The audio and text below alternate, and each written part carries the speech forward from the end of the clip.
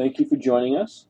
This PowerPoint presentation and the accompanying narration was created for East Texas Baptist University, Criminal Justice 3314, Criminal Investigation, and I'm Dr. Eric Hillman.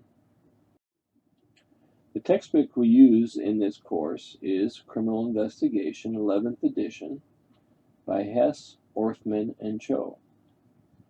As you view this PowerPoint presentation and listen to the narration, keep in mind that this video is designed as a supplement to reading the textbook and not in place of reading the textbook. This is Chapter 5B. Chapter 5 in the textbook deals with forensics, including fingerprints and firearms. We are discussing fingerprints, and this is a continuation of Chapter 5A.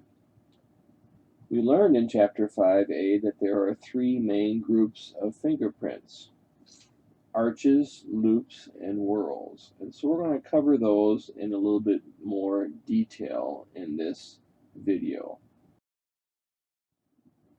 Let's look at loops first. This is a loop.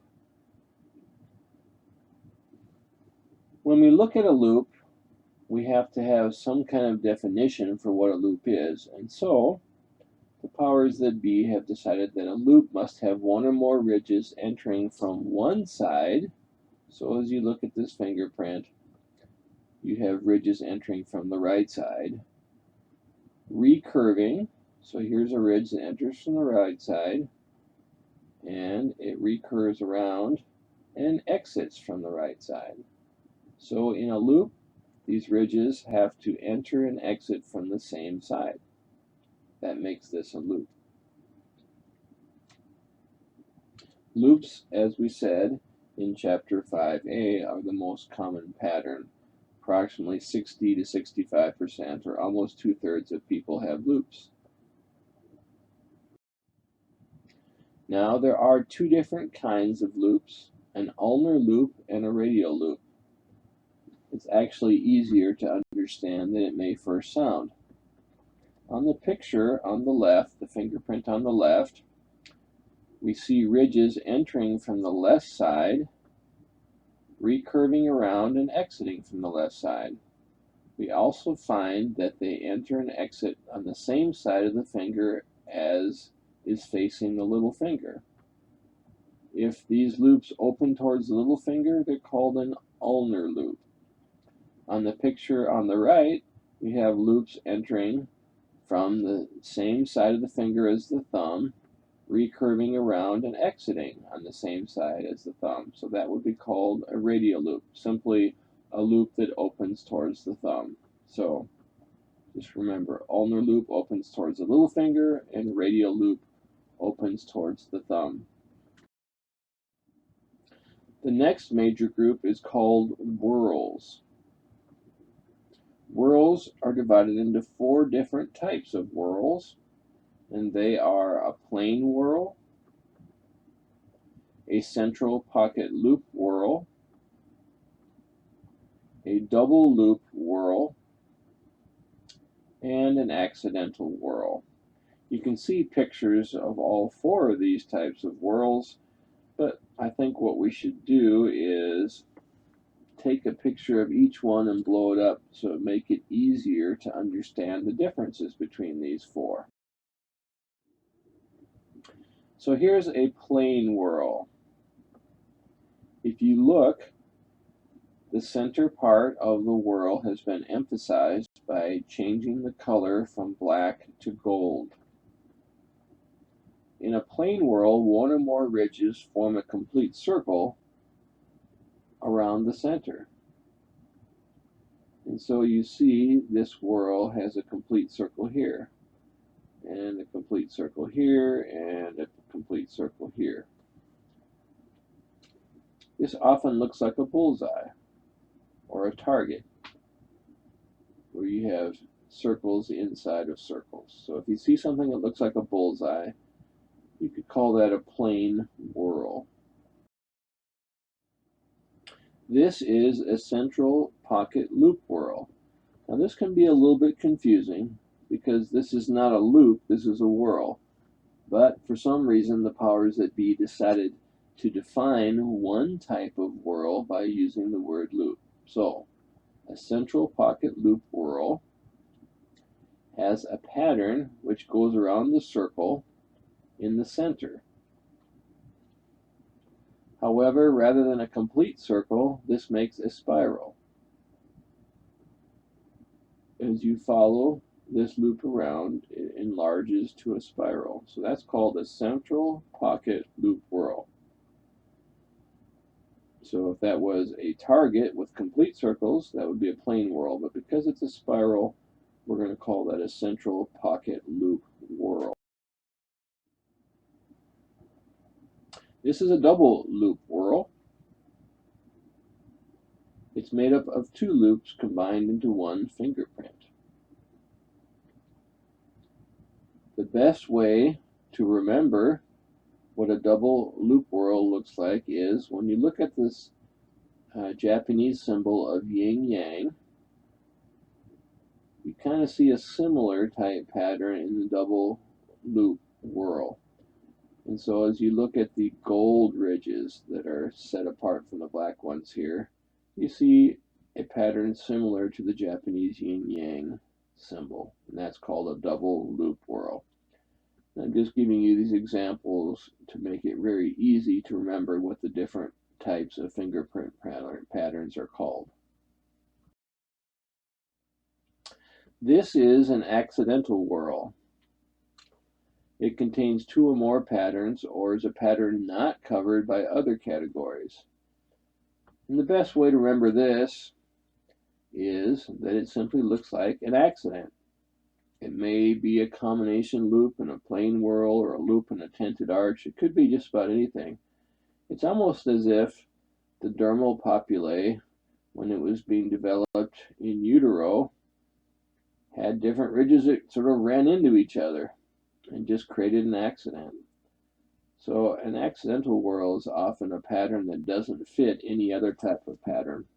A very unusual type pattern is called an accidental whirl. And the last major category is arches. This is the least common pattern. As we said, only about 5% of people have arches. And there's two groups of arches: plain arches, which is the picture on the left, and tented arches, which is the picture on the right. Again, in order to distinguish these two, we're going to give you pictures of fingerprints that have ridges outlined in gold rather than just black. So let's first look at the plain arch. I guess this one's outlined in blue. So this is a plain arch. You have ridges entering from one side, in this case the left side, rising in the middle, and then falling again and exiting on the opposite side. So it basically forms an arch, entering one side, rising, falling, and exiting the other side. It looks like a wave or a hill, and that's a plain arch. Very simple to define, very easy to recognize, a plain arch.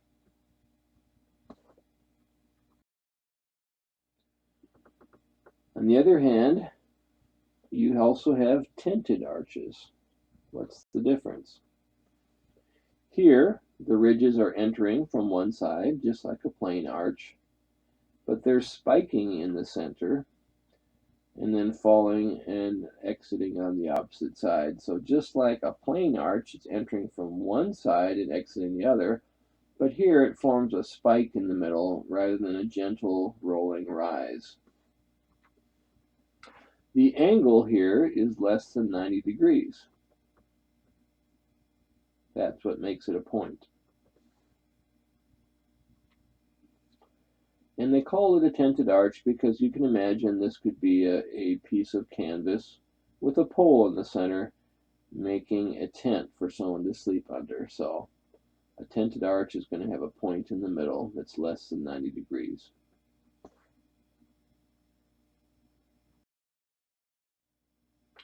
There is a system that fingerprint examiners use to classify fingerprints, and that's most easily remembered by the acronym ACE-V.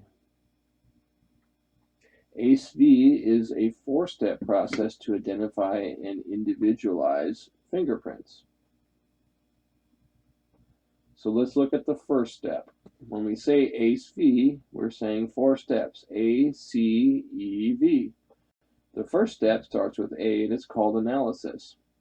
That's where the examiner identifies distortions and problems in the fingerprints and determines if the print is high enough quality for comparison. So, in this particular example, each one of these fingerprints has some parts that are good for comparison, but some prints are higher quality than others. This is probably the highest quality fingerprint on the screen because there's lots of minutiae to compare.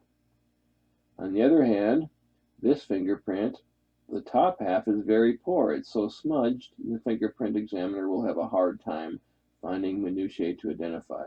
Only if he can find some in the bottom part of the print will that be of high enough quality to use for comparison.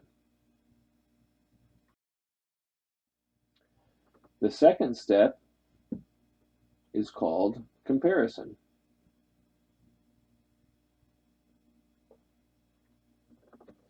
There are three levels of comparison. The first level is the general ridge flow and pattern configuration.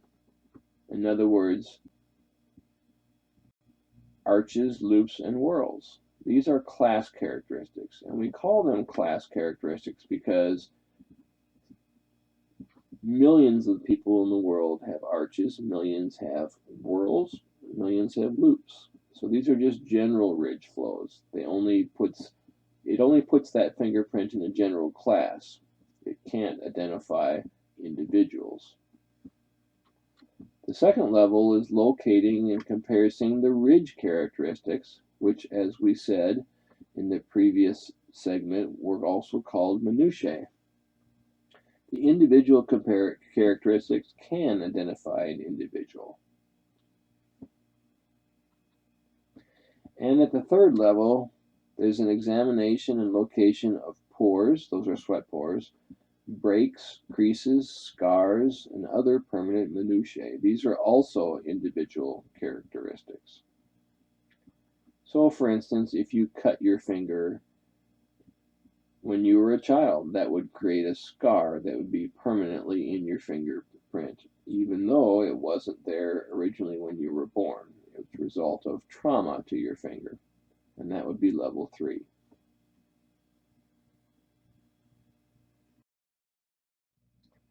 The third step is evaluation.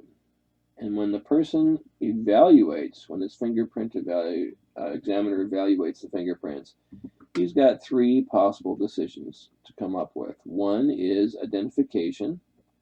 When he says he's made an identification, he's saying the latent print, that is the print found at the crime scene, and the known print, that's the print that comes from a known person, perhaps a prisoner in jail, came from the same source. So when this fingerprint examiner says this is an identification, he's saying we've got the right person. We have found the person who left this fingerprint at the crime scene. Another possible decision is exclusion. In this case, the fingerprint examiner is saying the latent print, that is, the print found at the crime scene, and the known print, that is, the print from the person in jail, are not from the same source. So the suspect in the jail did not leave that print. And the third possible decision is inconclusive, and that would be that the fingerprint examiner cannot determine if it's from the same source. This usually happens when the latent print at the scene is of such poor quality that it's too difficult to find minutiae to identify.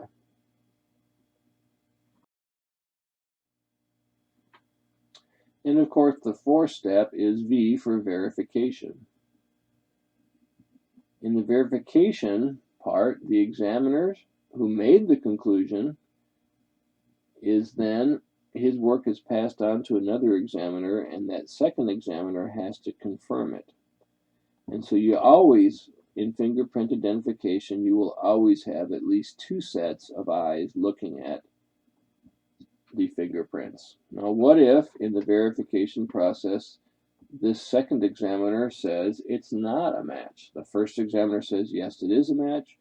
Second examiner says no, it's not. Well, then it would go to a third examiner who is often a supervisor with more experience and allow him to try to distinguish why these two examiners disagree.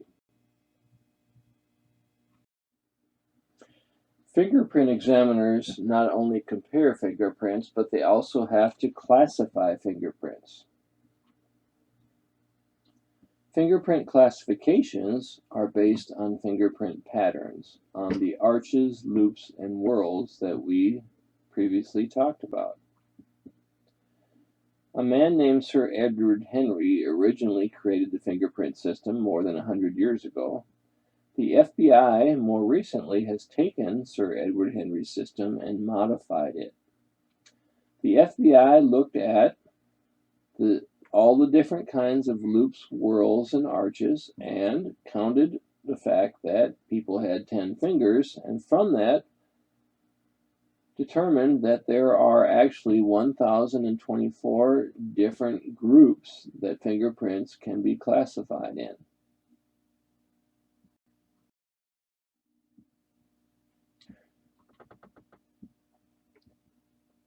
When a fingerprint is classified, that's based on arches, loops, and whorls, and it fits it into one of those 1,024 categories. So when a fingerprint's classified, it doesn't identify an individual because there's only 1,024 categories, but there's over 7 billion people in the world. So a fingerprint classification system only puts fingerprints in one of those 1,024 groups.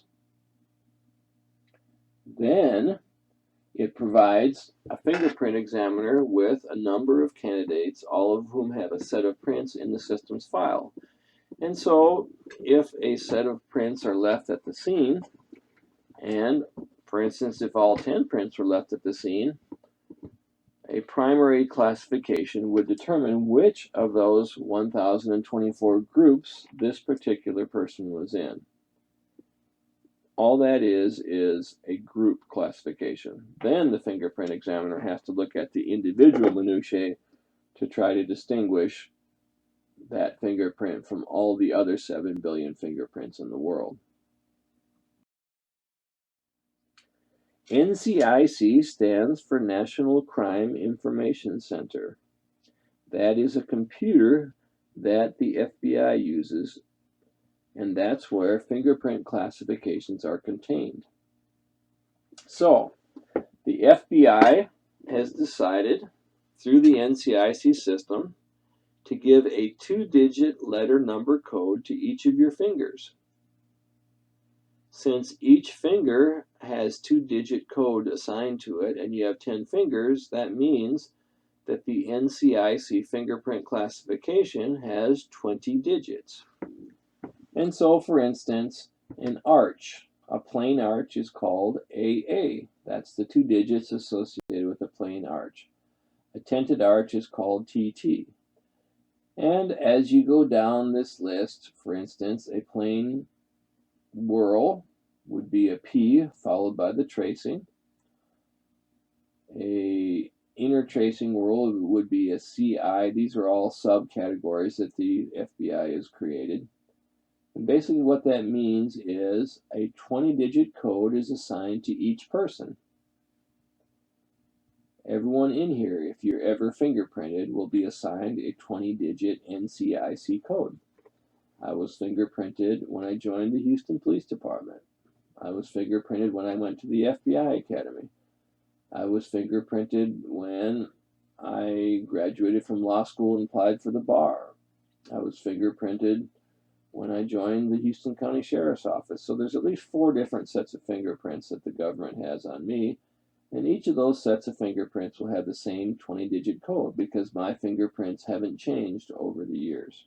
So I have a 20-digit code. So here's an example of a 20-digit code. And you don't have to memorize this code. But each one, for instance, the 12 means ulnar loop, ridge count 12. DO is a right index double loop whirl, etc. Now, I don't expect you to memorize all these codes for all these fingers, but I do want you to know that there's an XX here.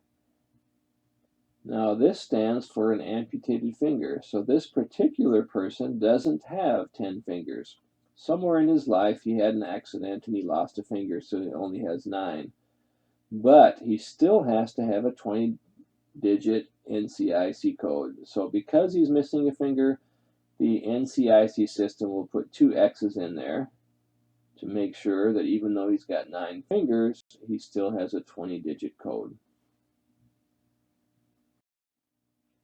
And that is the end of Chapter 5B on fingerprints.